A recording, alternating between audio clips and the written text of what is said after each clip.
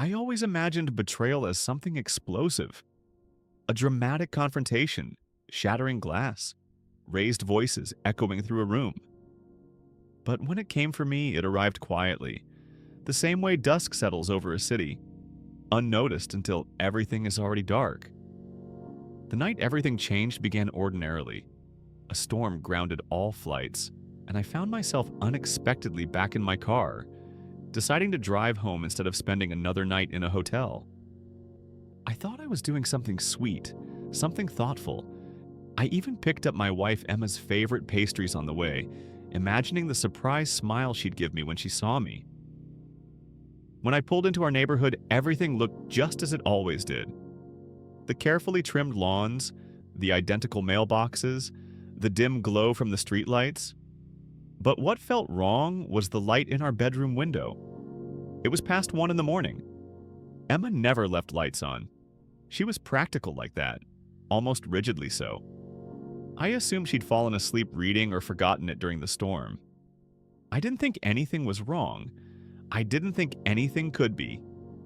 Inside, the house smelled like lavender and the faint trace of rain that clung to my jacket. I set the pastries down quietly and started up the stairs, rehearsing the casual, playful, "guess who came home early" line I intended to use. That's when I heard the voices. 2. One was definitely hers. The other, unmistakably male. At first I told myself it was a call, a TV show, a friend, anything to explain why my wife was awake, whispering urgently in our bedroom with a man at 1 in the morning. But then I heard what they were saying. "Are you sure he won't suspect anything?" the man asked. "He trusts me, completely," Emma replied. That sentence split something inside my chest. I didn't fully understand it yet, but it planted a cold, heavy stone in the pit of my stomach. My feet carried me upward without my permission, each step quieter than the last. I didn't know what I would do when I reached the door. Part of me didn't want to know anything. The other part needed the truth, no matter how much it hurt. Before I reached the room, Emma's phone vibrated from the hallway table. Automatically, I glanced at the screen. It was a bank notification, a transfer, a large one, from my account. The note left on the transaction said, "For a new chapter."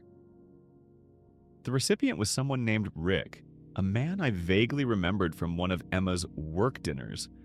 I had thought nothing of it then. I thought nothing was ever going on. That naivete mocked me in that hallway. I didn't open the bedroom door. I didn't confront them. I didn't want to hear excuses or half-truths or lies. A part of me went numb so suddenly it felt like stepping out of my own body. I turned around and walked back downstairs out the door into the rain-heavy night. I don't remember starting the car. I barely remember driving. I just remember the blur of streetlights streaking against the windshield as if the whole world were melting around me. I ended up at a lonely gas station miles away from home. The neon sign flickered overhead, the only witness to the moment I finally broke. Not loudly. There were no screams, no dramatic collapse onto the pavement. It started quietly, like the rain outside. My breath shook, my hands trembled, and then everything came crashing down in a wave I couldn't contain. I sat there for nearly an hour, thinking, crying, not thinking, breathing too fast, breathing too slow. My mind a chaotic battlefield where disbelief and pain took turns tearing through me. The pastries on the seat beside me looked absurd, almost insulting in their softness and sweetness. But somewhere inside that storm of emotion, a different part of me, a colder, more controlled part, woke up. And that part took over. I opened my banking app. I scrolled through months of transactions I'd never questioned. Dozens of small withdrawals.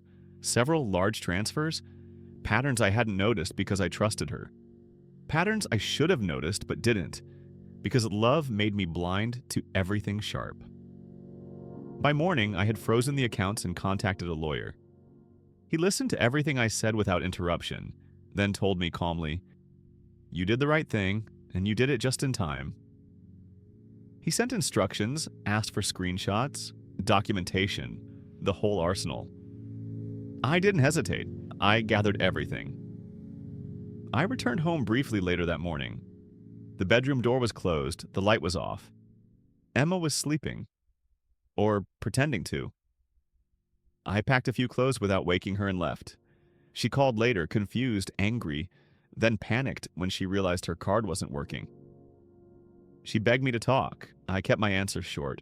She cried, manipulated, twisted the story, tried to paint the situation in 1,000 shades that didn't match reality.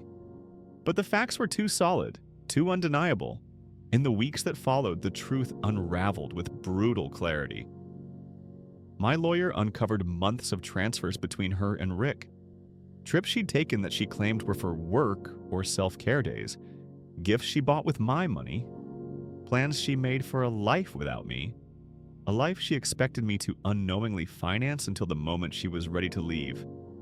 Every new detail stung, but strangely, each one also made me feel lighter.